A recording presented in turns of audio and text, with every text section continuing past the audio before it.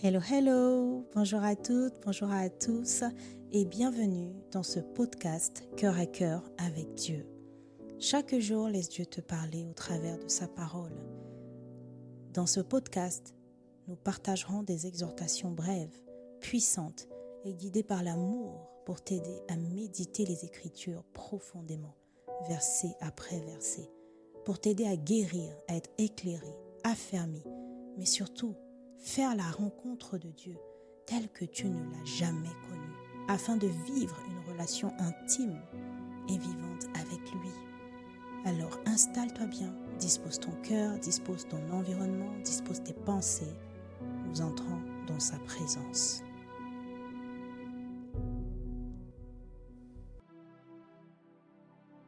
Hello, hello, bien-aimé. Quelle joie de se retrouver encore ce début de semaine. Nous sommes bénis parce que le Seigneur est fidèle. Si mon frère, ma soeur, tu écoutes encore ce message, ça veut dire que tu es en vie. Et donc, ça veut dire que Dieu a encore des choses à faire avec toi. Alors, nous voulons commencer ce message par rendre grâce au Seigneur pour ses bontés qui ne sont pas arrivées à leur terme, mais qui se renouvellent chaque matin, chaque jour. Nous voulons lui rendre grâce pour cette nouvelle opportunité de plonger les regards dans les Écritures parce que, bien aimé, c'est un privilège, ce n'est pas un acquis. Merci Seigneur de nous attirer dans ta présence, de nous permettre d'être fidèles à ce rendez-vous divin parce que nous savons que d'une manière ou d'une autre, même pour moi-même, qui ne suis qu'un instrument, tu nous parles pour notre bien, tu nous alertes, tu nous guides, tu nous donnes la paix, tu nous restaures, tu nous guéris, tu nous élèves, Père, tu nous protèges. Alors aide-nous, Seigneur, à comprendre ce que tu as à nous dire encore aujourd'hui. Aide-nous véritablement à aller là où tu nous attends, à être les personnes que tu nous appelles à devenir, afin que ta renommée se répande, afin que Christ soit visible. Lui, Seigneur, aide-nous à comprendre ta parole, à entrer dans les profondeurs, à la retenir, surtout à la pratiquer pour ta gloire, tendre Père. Au nom de Jésus le Christ. Amen. Le message du jour s'intitule « Ce que Dieu fait et ce que toi tu comprends ». Ce que Dieu fait et ce que toi tu comprends. Nous allons lire la parole en version Nouvelle Français courant dans Exode 20 du verset 18 au verset 21. Tout le peuple entendit les coups de tonnerre et le son de la trompette. Tous virent les éclairs et la montagne fumante. Ils se mirent à trembler de peur et se tinrent à distance. Ils dirent à Moïse, « Parle-nous toi-même, et nous t'écouterons, mais que Dieu ne nous parle pas directement, sinon nous mourrons. » Moïse leur répondit, « Ne craignez rien. Si Dieu s'est approché de vous, c'est pour vous mettre à l'épreuve. Il veut que vous reconnaissiez son autorité et que vous ne commettiez pas de péché. » Le peuple resta donc à distance, tandis que Moïse s'approchait de l'épaisse nuée où se tenait Dieu. Alors que je suis en train de lire ce message, ce texte, l'Esprit m'interpelle sur une question. Est-ce que toi aussi, moi y compris, est-ce que aujourd'hui encore, après l'œuvre de Christ achevée à la croix, est-ce que tu fais partie de ceux qui se tiennent à distance de Dieu? Vous voyez, bien aimé, dans le contexte de ce passage, Dieu a révélé ce qu'il attend du peuple. Dans le cadre de cette nouvelle alliance, après les avoir sortis d'Égypte, après les avoir amenés dans le désert pour travailler leur dépendance à lui, leur obéissance, progressivement, il les met à l'épreuve et il ne leur cache pas qu'il les met à l'épreuve. Ils ont eu tendance à être ingrats, à se rebeller, à murmurer, à oublier ce que le Seigneur a fait. Et à chaque fois, le Seigneur leur rappelle qu'il est le Dieu, leur Dieu qui les a fait sortir d'Égypte, Il leur montre qu'il veut les bénir. Il leur donne la manne. Il leur donne des instructions sur la collecte de la manne, sur le repos le 7e jour, malgré leur ingratitude. Les Israélites ne tiennent pas compte. Ils continuent à oublier. Puis, malgré tout, Dieu persiste. Il prévient ce qu'il attend. Il envoie les 10 commandements. Et là, nous arrivons justement au moment où le Seigneur, il se tient, il descend en fait. Il descend au milieu d'eux, mais sur la montagne. Et il avait donné des instructions que personne ne s'approche. Oui, il a donné ces instructions dans Exode 19, au verset 24. Alors le Seigneur ordonna à Moïse, retourne au camp, puis tu remonteras avec Aaron, mais que les prêtres et le peuple ne se précipitent pas pour monter vers moi, de peur que je n'intervienne contre eux. Et c'est après cela que Moïse est donc descendu parler au peuple, donner les 10 commandements. Et pendant qu'il était en train de donner les 10 commandements, en fait, le peuple en bas, Moïse en haut, le peuple, en réalité, entendait ces coups de tonnerre pendant que Moïse était en train de leur lister. Voici les paroles que Dieu adressa à Israël, mais au travers de Moïse. Et eux, le peuple en bas, entendit les coups de tonnerre. Eux, ils entendaient des bruits. Ils entendaient des bruits. Ça veut dire que, vous voyez, bien-aimés, Dieu avait demandé à Moïse de redescendre, prévenir le peuple. Et entre-temps, Dieu s'est mis à parler au peuple. Mais eux, ils ont eu peur. Il y avait du tonnerre, des bruits. Mais eux, ils l'ont vécu dans la peur. Au point où ils préfèrent éviter tout contact avec le Seigneur. Parle-nous toi-même, nous t'écouterons, mais que Dieu ne nous parle pas directement. Ah, que ce genre de paroles s'éloigne de nous, bien-aimés. Il dit, sinon nous mourrons, bien-aimés. Quelles sont les pensées que tu as dans ta tête ou que nous avons en nous aujourd'hui, après que le sang de Jésus a été versé à la croix? Quelles sont les pensées erronées que tu as sur le Seigneur?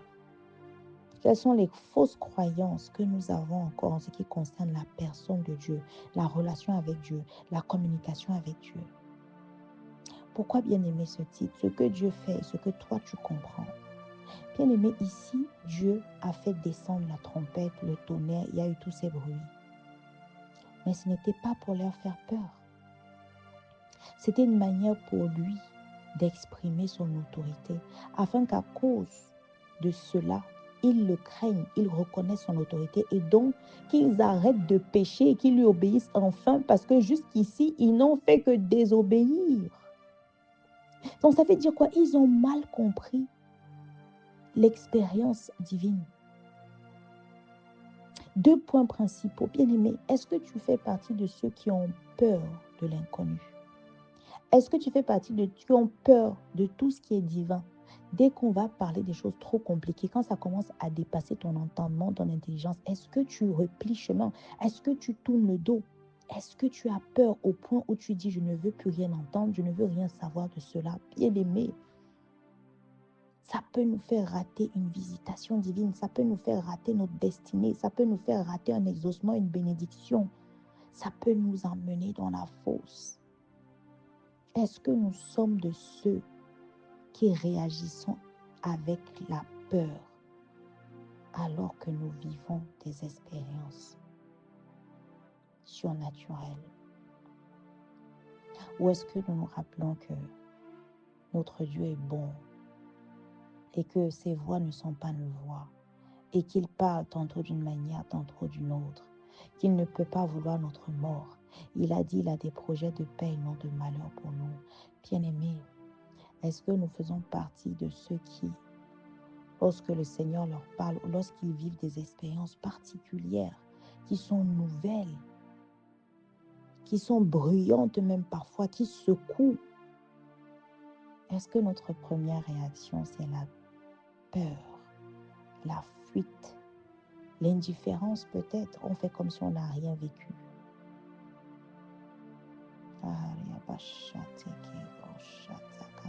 Au deuxième point, Seigneur, aide-nous. Est-ce que nous faisons partie de ceux qui, lorsqu'ils ont une visitation divine, lorsqu'ils vivent des expériences avec le Seigneur, malgré tout, ne reconnaissent pas son autorité, mais surtout interprètent mal?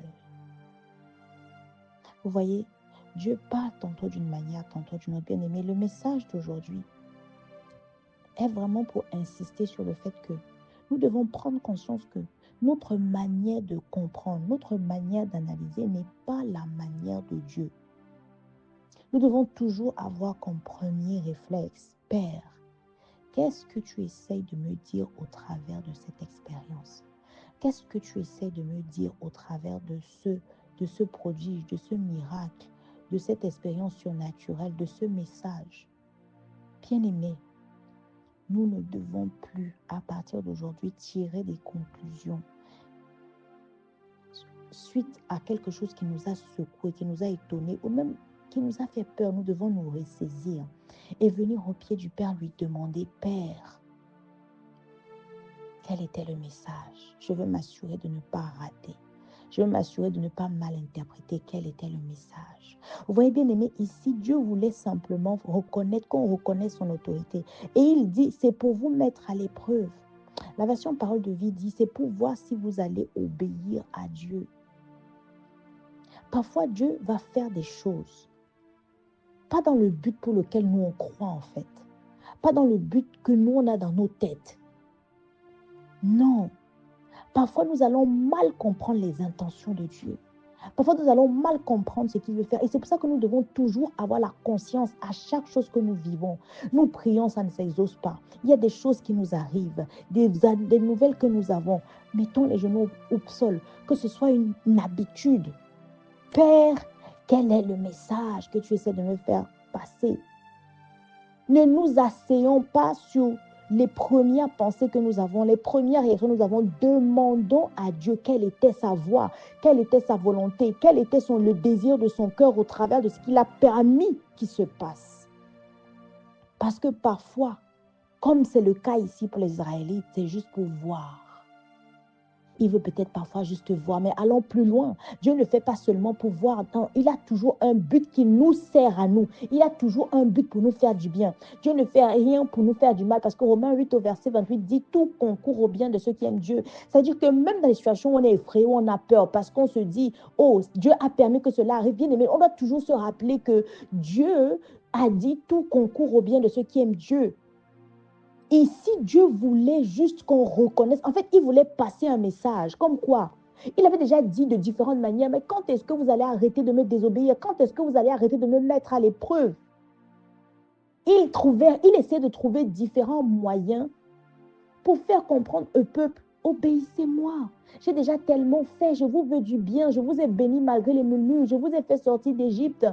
Je vous ai béni dans le désert, j'ai toute autorité, je suis tout puissant, c'est moi qui contrôle toutes choses, je transforme l'eau amère en eau potable. Ce que je dis se réalise. Dieu cherche différents moyens juste pour qu'on reconnaisse ici son autorité. Mais peut-être qu'il y a quelque chose que le Seigneur essaie de t'apprendre depuis 10 ans, depuis 15 ans. Mais il essaie juste de te passer le message de différentes manières. Mais on ne comprend pas. Parfois, Dieu, il fait preuve d'imagination tellement il essaye de faire passer un message, mais qu'on ne comprend pas. Ce message peut être individuel. Alors, bien aimé, il est temps que tu puisses mettre les genoux au sol, que tu dis, Seigneur, j'ai remarqué ça dans ma vie, j'ai remarqué ça dans ma vie, j'ai vécu ça, j'ai remarqué c'est répétitif, j'ai remarqué qu'il y a toujours ça qui m'arrive, je remarque comme un cycle, ou alors je remarque, j'ai vécu telle expérience, j'ai le sentiment que j'ai laissé passer quelque chose. Père, permets-moi de revenir dessus. Qu'est-ce que tu voulais me dire? S'il te plaît, aide-moi, précise. Qu'est-ce que tu voulais me dire? Bien-aimé, prends le temps de revenir dans tes expériences passées, dans les cycles. Observe les expériences que tu as vécues, les expériences surnaturelles, les messages, les prophéties, les difficultés, tout ce qui t'arrive souvent, que tu te rends compte qu'en fait, c'est toujours les mêmes choses que tu vis, peut-être toujours les mêmes combats, les mêmes détresses, les mêmes surprises, les mêmes annonces, les mêmes révélations. Et demande à Dieu, ah mais si ça revient, Père, je suis désolée, pardonne-moi. Peut-être tu essayais de me dire quelque chose que je n'ai pas compris. Aujourd'hui, j'ai compris, je suis disposée. Aide-moi à comprendre ce que tu veux me faire comprendre. Parce que je sais que dans tous les cas, Père, en réalité, la finalité de ce que tu veux me faire comprendre, c'est pour mon bien. Alors je prie que nous ne soyons pas comme les Israélites, que nous ayons peur de ce qu'on ne connaît pas, ou que nous ignorions la répétition dans nos vies. Dieu n'a pas arrêté de se répéter avec les Israélites. Et le message principal était toujours: obéissez-moi, reconnaissez mon autorité. Bien-aimé, c'est le dernier point que je vais aborder. Il est temps que nous reconnaissions l'autorité de Dieu. Il est temps que tu reconnaisses l'autorité de Dieu dans ta vie. Nous ne sommes rien, nous ne pouvons rien, nous n'avons rien si ce n'est Dieu. Nos enfants, nous ne les avons pas si ce n'est Dieu. Nos enfants ne sont même pas d'abord nos enfants.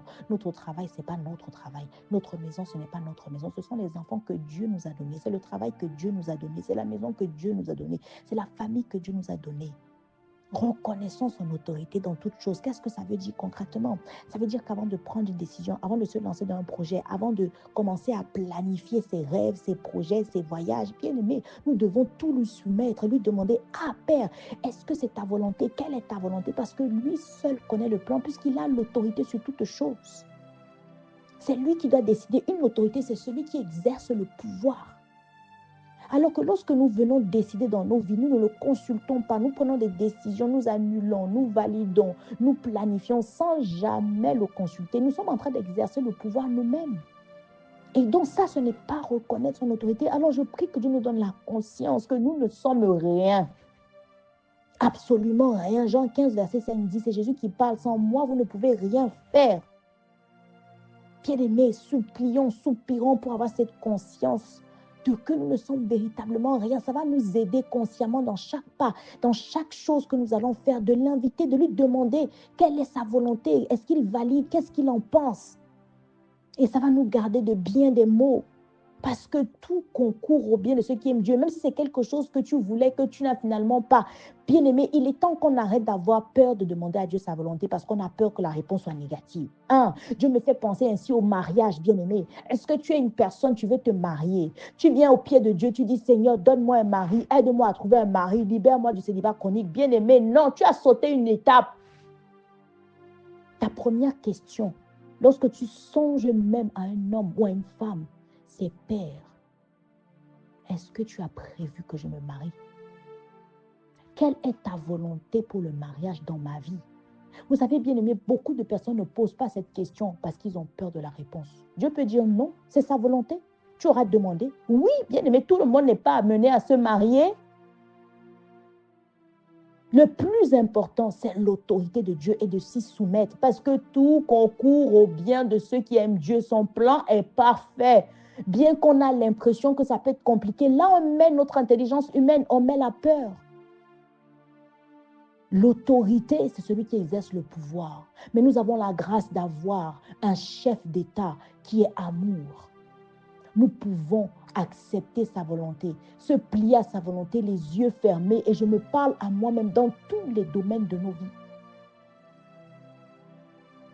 Alors je prie que nous puissions dès aujourd'hui discerner. Je déclare, aujourd'hui je parle à quelqu'un, que tu puisses discerner tous les signes que Dieu t'envoie, toute forme de parole. Dieu parle tantôt d'une manière, tantôt d'une autre. Je déclare que tu discernes maintenant le vrai message. Dieu va faire quelque chose dans ta vie. Je déclare que tu comprends exactement ce que Dieu te dit et pas ce que toi tu penses et pas ce que toi tu as ressenti. Mais je prie que ce que Dieu fait, ce que Dieu dit, tu le reçois tel qu'il l'a dit, tel qu'il l'a fait, tel qu'il a pensé, tel qu'il a voulu dans son cœur initialement. Ah oui, je déclare que tu saisis le but premier d'une intervention divine, le but premier d'une expérience troublante. Oui, parce que cette expérience était troublante pour les Israélites. Mais je prie que tu saisisses le cœur de Dieu dans l'expérience troublante. Alors liste toutes les expériences troublantes que tu as eu bien aimées. Oh, amène ça au pied du Père. Et je déclare que tu discernes le cri de son cœur initial. Ah, Saint-Esprit, aide-nous à reconnaître l'autorité de Dieu. Tu insistes encore sur cette histoire d'autorité. Tu nous avais déjà parlé. Tu insistes encore. Bien-aimé, aide-nous à nous examiner. La Bible dit, examine-toi. Aide-nous à nous examiner.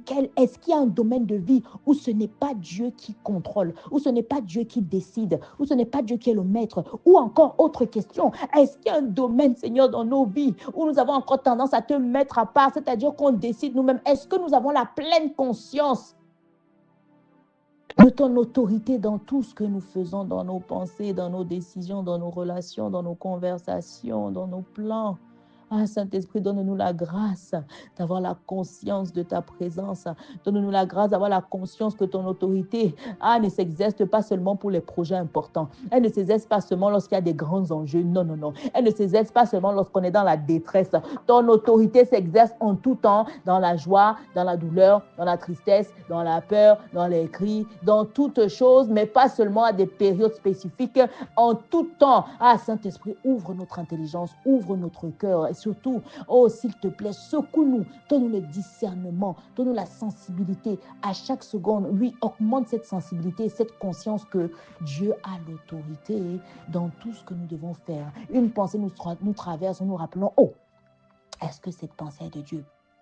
Parce que lorsque tu fais cela, bien-aimé, tu redonnes le pouvoir à Dieu. Alors, Seigneur, donne-nous la grâce, oh, de te reconnaître en autorité dans tout ce que nous faisons, nos pensées, nos décisions, nos conversations, chaque mot qui sort de nos bouches, chaque pensée qui nous traverse.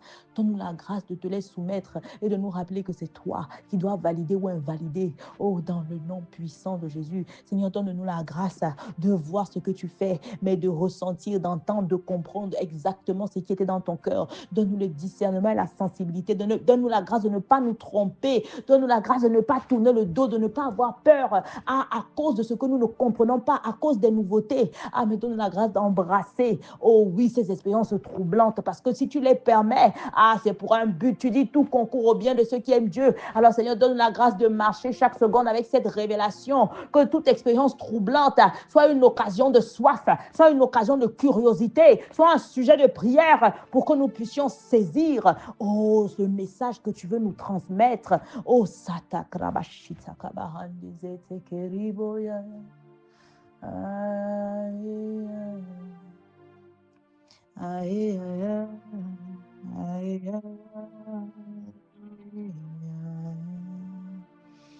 Aide-nous, Seigneur, s'il te plaît. La dernière fois, tu nous parlais de la place qu'on te donne. Tu parles tantôt d'une manière, tantôt d'une autre, tu insistes. Oh, aide-nous et pardonne-nous. Prends la place qui t'est due, reprends la place dans nos vies, prends ton trône, prends la place dans nos vies, reprends la place, Seigneur. Oui, nous voulons reconnaître ton autorité, nous ne voulons plus avoir peur de ce que nous ne connaissons pas, nous ne voulons plus avoir peur de ce que tu fais dans nos vies, des messages, des paroles, des songes, des expériences. Non, nous voulons être à l'aise à cause du sang de Jésus. Nous savons que nous avons accès à toi, tu es notre Père. Jésus t'a présenté comme notre Père et nous est reconnectés à toi. Nous avons accès direct, mais quel privilège. Alors, Père, s'il te plaît, aide-nous à saisir le cri de ton cœur lorsque tu nous parles, lorsque tu nous fais ressentir des choses, lorsque tu nous fais vivre des expériences particulières ou troublantes ou nouvelles ou même qui peuvent faire peur à cette chair misérable, mais que nous puissions saisir le message profond, que nous puissions saisir ce que tu veux nous dire et que notre âme, notre esprit, nos pensées n'interprètent pas. Que si tu veux qu'on reconnaisse ton autorité, que ce soit le cas, nous disons oui, amen. Que si tu veux nous envoyer dans une direction, que ce soit le cas, nous disons oui, amen. Augmente notre sensibilité, augmente notre discernement, éteins toutes les voix, que toutes les voix disparaissent, toutes les autres voix disparaissent, afin que nous ne puissions entendre que toi et toi seul. À toi la gloire, à toi l'honneur, à toi la louange, à toi l'adoration, à toi la puissance. C'est dans le nom précieux de Jésus-Christ que nous avons prié avec foi et avec action de grâce. Amen.